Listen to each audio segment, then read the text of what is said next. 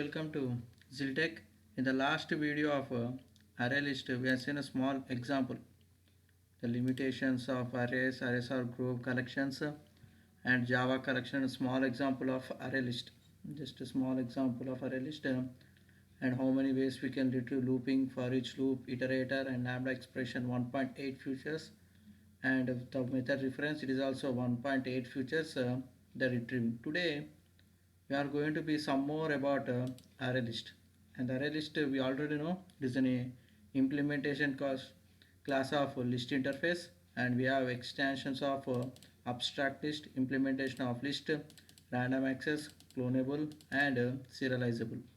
And array list can be used to store individual object. In the last we have seen it stores only individual objects, like it stores only individual objects with add. It stores individual objects. And array list allows duplicates and null value. It allows duplicates as well as null value. And array list is not synchronized. It is not synchronized. And we have some syntax. We have three syntax here.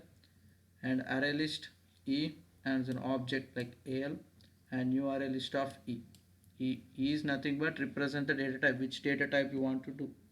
And in the above it's an empty list. When you create like empty list, the default capability is 10. The internal capability of storing is 10. It is auto growable.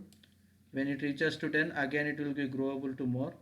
And we have internal capacity, and we have our collection C. These are the three syntax we have. And this er represents the type. Already in the previous example, which is a type of string, which stores only string. Primitive data types are not allowed. In this place, primitive data types are not allowed.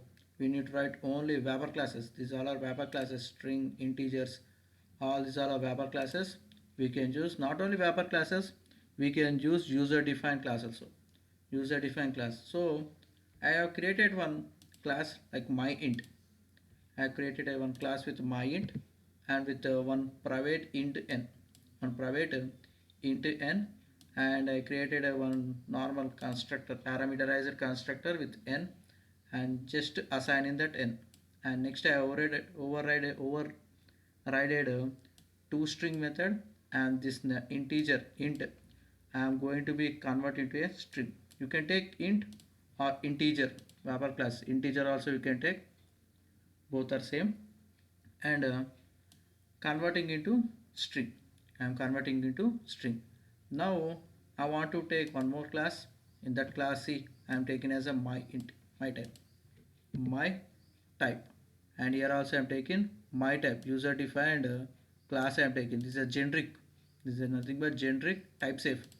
And I am adding n number of, you can add like array list dot add. See, it is giving add my type int. Okay, here I am passing new my type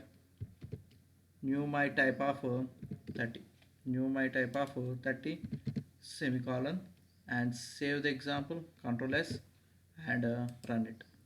See, not only predefine, we can write a user defined class also. We can create like a employee class. We can send the employee details. Student class we can create, and we can pass the student details, and you can perform whatever the operations we are performed in the last previous videos. These are all operations we can perform, whether the list is empty or not you can check, and looping you can retrieve, and second is the second way, and third way by using iterator, and you can go with lambda. You can go anyway you can print. Suppose if I want to apply method reference, if you want to apply method reference, happily you can apply.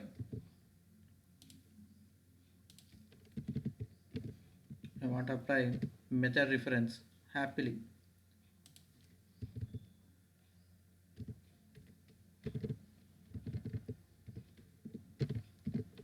Array list for each, and just semicolon, and run it. You can apply all, you can apply, yeah, 10 20 30 all you can apply.